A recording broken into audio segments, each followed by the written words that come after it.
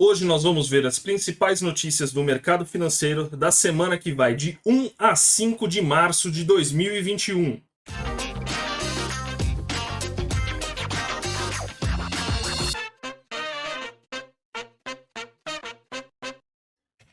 E aí, pessoal, tudo bem com vocês? Meu nome é Leonardo Zeidan, sejam muito bem-vindos ao meu canal. E antes da gente começar as notícias, não se esqueçam de deixar o like, se inscrever no canal. Estou deixando minhas redes sociais aqui no vídeo, vão estar aqui na descrição também.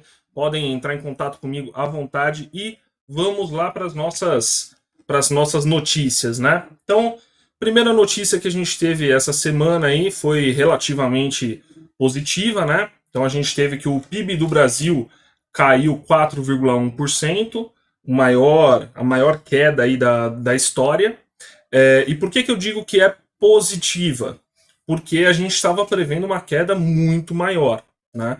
Então, quando a gente compara aí as previsões que estavam sendo feitas com a realidade que veio, a gente conseguiu se sair um pouquinho melhor. Inclusive em comparação com outros países, tá? O Brasil não está sozinho nessa queda de PIB, né? O mundo inteiro sofreu uma redução do PIB. E o Brasil conseguiu segurar até que melhor do que muitos outros países, né? Principalmente países desenvolvidos, esse tipo de coisa. Então, a gente ficou na frente, por exemplo, na frente, entre aspas, né? Caímos menos do que Reino Unido, do que Itália, Alemanha, outros países. Claro que existiram outros países que superaram o Brasil nesse quesito. Então, por exemplo, os Estados Unidos teve uma queda também menos acentuada. A China, acho que foi o único país que cresceu nesse período, né? Mas a questão é que a gente conseguiu segurar bem um pouquinho a economia, né?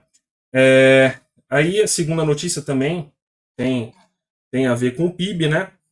PIB tem surpresa positiva em 2020, mesmo com forte queda, mas os desafios para 2021 serão grandes. E aqui cabe ressaltar que essa nossa queda menos acentuada, né, no nosso PIB se deve ao fato de que o nosso PIB cresceu bastante no quarto trimestre de 2020, né? Então, tem aqui o quarto trimestre de 2020, a gente cresceu 3,2%. Isso amenizou um pouquinho a queda que a gente teve no acumulado do ano, né? E justamente, provavelmente, esse crescimento aí no quarto trimestre se deve ao fato de que a gente meio que relaxou um pouquinho nas medidas restritivas, né? Mas o que acontece? Agora para 2021, a gente está começando a sofrer um pouquinho por conta da ineficiência do Estado ali em conseguir as vacinas que a gente precisa, né? Então a gente tem o mundo inteiro fabricando vacina, o mundo inteiro comprando e vacinando os seus habitantes, e aqui no Brasil o governo tá atrapalhando a nossa vida nesse sentido, né? Eles demoraram muito para tomar medidas ali para conseguir vacinas, para comprar as vacinas, poderiam ter liberado muito mais rápido para a gente, para a iniciativa privada comprar vacinas, para liberar logo as vacinas pela Anvisa, mas demoraram muito para tomar essas medidas e agora a gente está tendo que ter um lockdown novamente, né? Então, tanto que aqui no governo do estado de São Paulo, né? Aqui no estado de São Paulo, o governo anunciou um novo lockdown, então a maioria do pessoal vai estar de home office aí para as próximas pelo menos 2 semanas, né? A gente sabe que nunca é só 2 semanas, como o governo fala, mas a questão é que a gente está tendo que entrar em lockdown novamente, enquanto outros países no mundo, outros lugares estão começando a abrir suas economias, a tirar um pouquinho das restrições. Então a gente tem o Texas, por exemplo, lá nos Estados Unidos, praticamente já liberou todo mundo, porque já tem uma quantidade relativamente suficiente de pessoas vacinadas, já está com a sua capacidade hospitalar melhor estabelecida, já teve uma queda significativa ali na proporção de leitos de UTI, que estão ocupados, então eles resolveram liberar para o pessoal voltar a trabalhar normalmente. E enquanto isso, aqui no Brasil, a gente ainda está entrando em lockdown novamente, né? Aí a próxima notícia aqui: Senado aprova medida provisória para compra de vacinas por estado sem licitação. A Anvisa tem prazo de 7 dias para aprovar vacinas.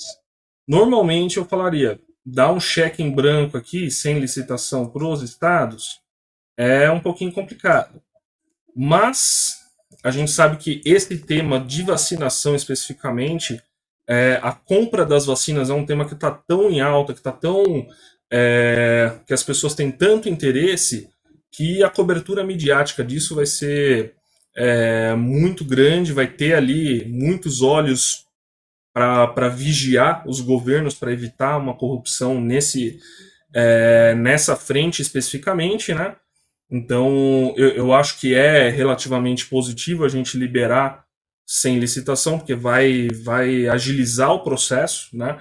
A gente deveria ter liberado também para a iniciativa privada poder fazer o que bem entender, comprar a vacina de onde quiser e trazer e repassar para a gente, mas infelizmente a gente ainda não teve uma medida nesse sentido.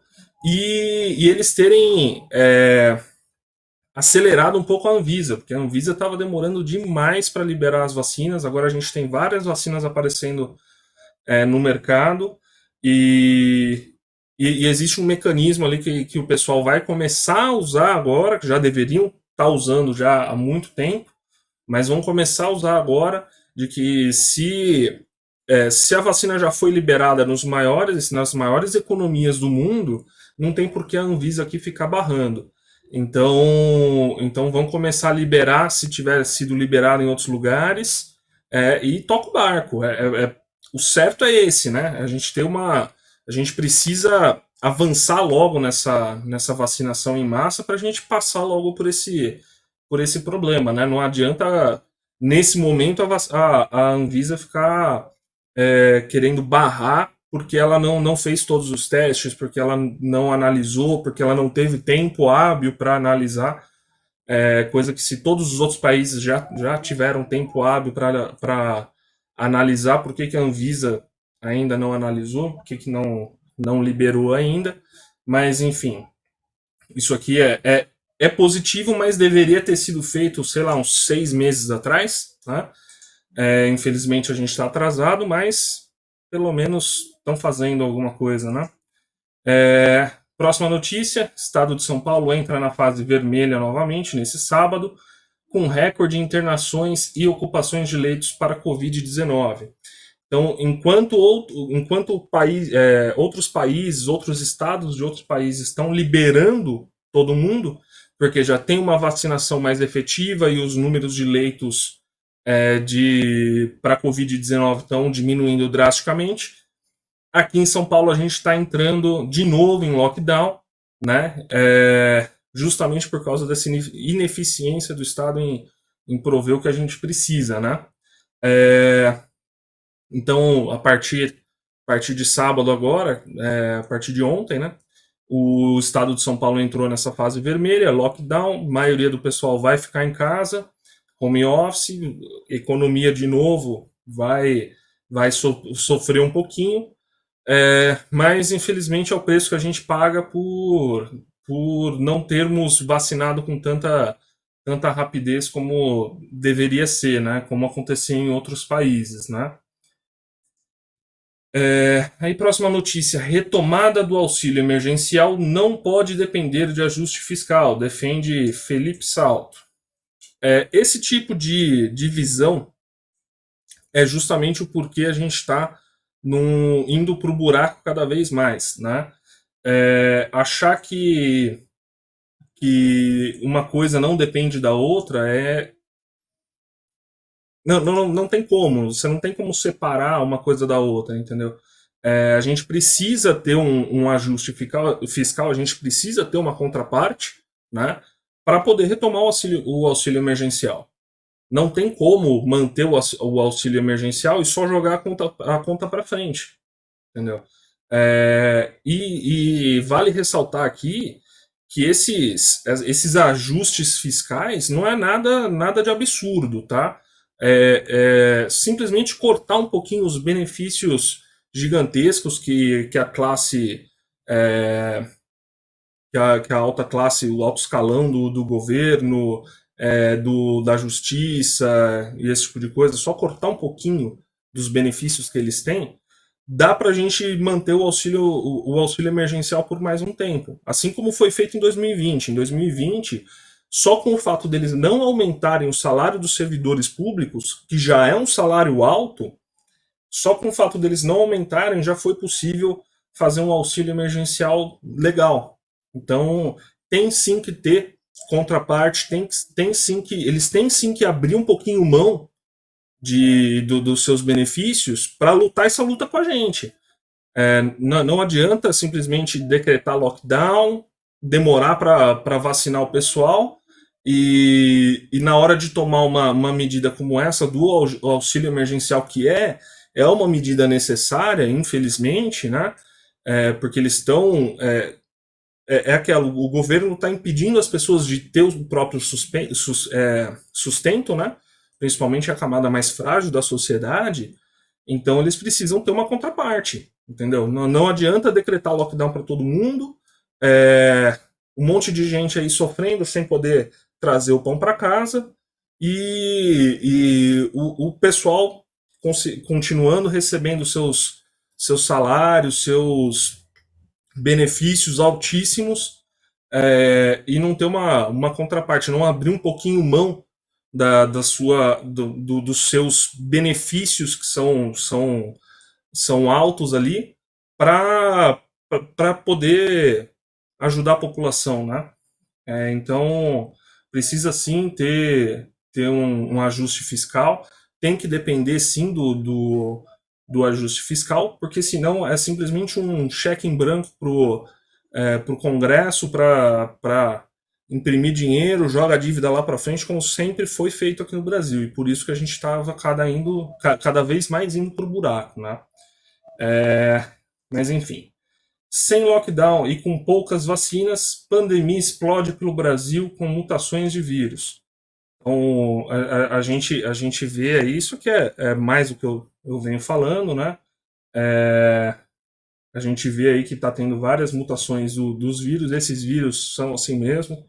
Existem as mutações e as vacinas têm que ir se adaptando a essas mutações, assim como o vírus da gripe. A gente tem que estar sempre vacinando, porque sempre tem uma mutação nova, né?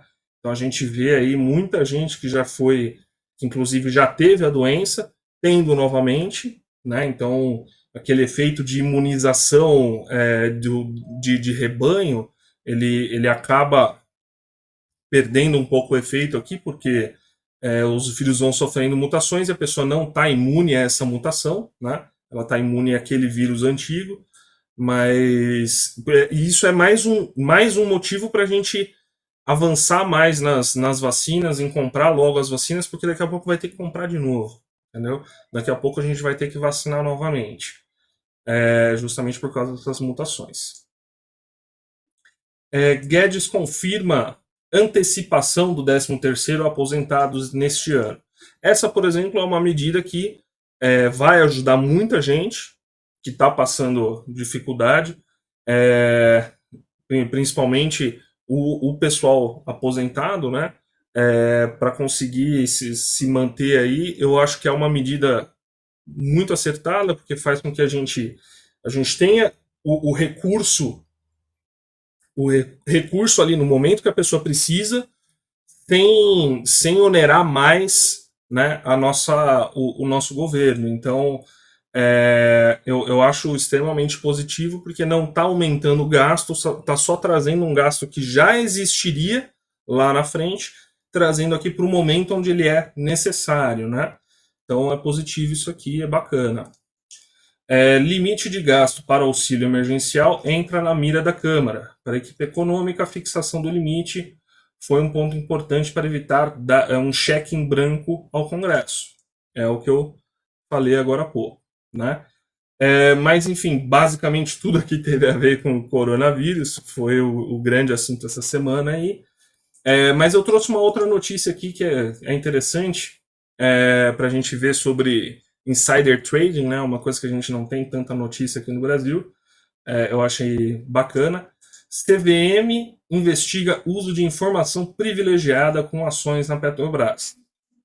Aqui no Brasil a gente, não sei se é porque o nosso mercado ainda não é tão desenvolvido assim, a gente não tem muitos processos sobre insider trading, né?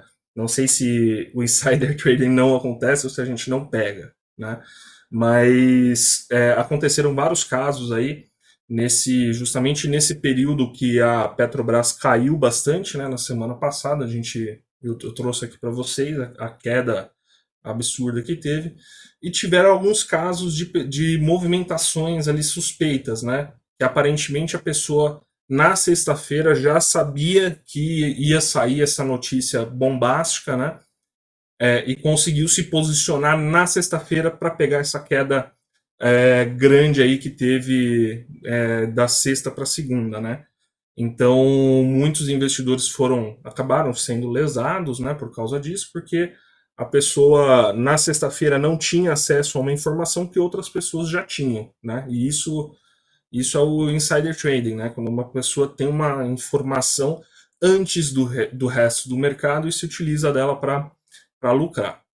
Então, um caso emblemático aí que teve foi justamente uma compra absurda de puts, né? Que é o direito de venda de um ativo. Então, o cara provavelmente a informação vazou ali depois da reunião do governo, a informação vazou para algum lugar, o cara conseguiu acesso a essa informação e comprou milhões e milhões ali em puts que iam vencer na segunda-feira, né?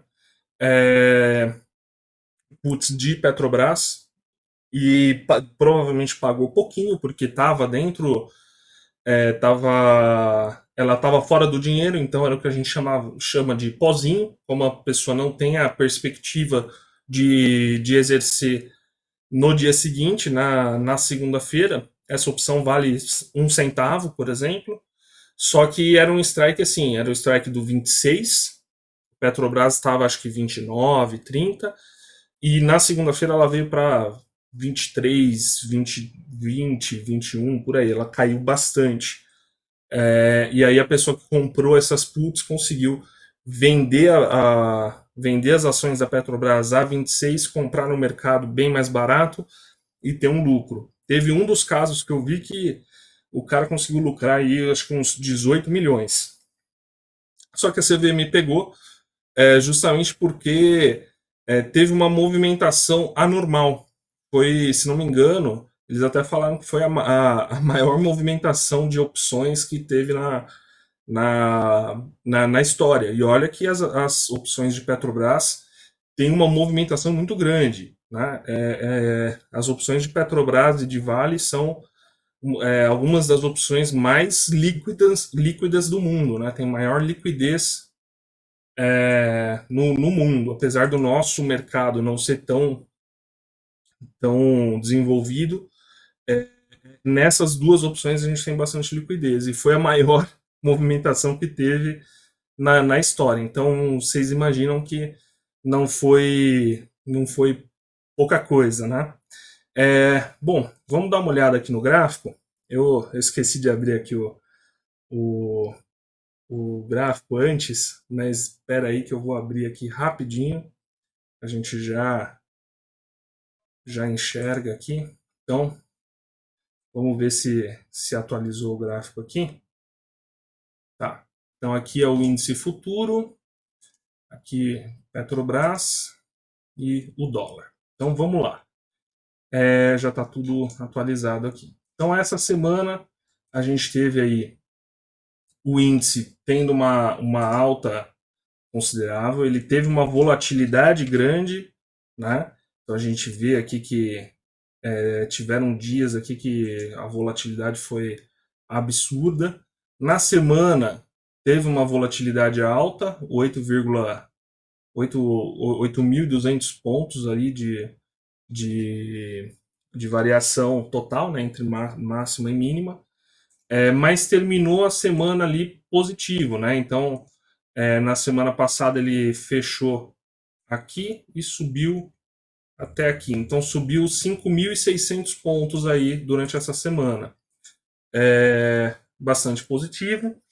Mostra que o mercado talvez tenha exagerado um pouquinho, né? Como sempre, o mercado, quando fica assustado, ele exagera na queda. Então, teve uma queda aí na semana anterior de 8.300 pontos. Aí o mercado viu que não era para tanto e voltou um pouquinho. Não voltou totalmente ao patamar que era anterior, né?